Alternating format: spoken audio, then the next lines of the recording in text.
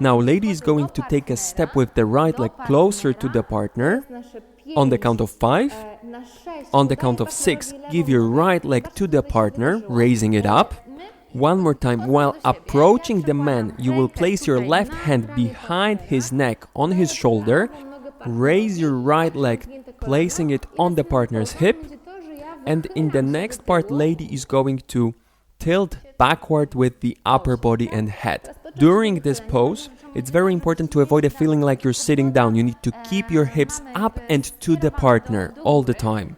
You will actually need to feel that you're flexing the muscles of your buttocks. Also, avoid throwing yourself backward. Try staying within your own balance as much as you can, even though you're tilting backward. Now the man's part.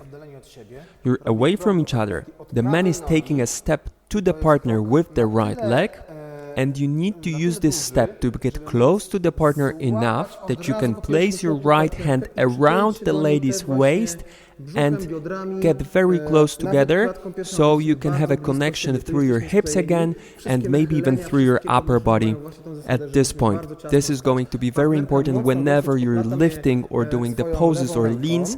You need to be very close together before starting the pose. You're standing on your right leg, so you can keep your left leg to the side, pointing with your toes and keeping the leg extended.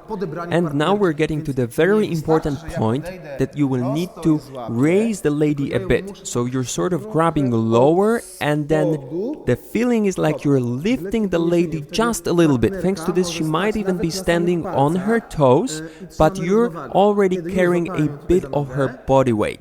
You're grabbing her leg, then bending your knee, then extend your right hand a little bit to lead the lady into the pose. Then you will help her get out of the pose, let go of the leg so she can get back to her own balance.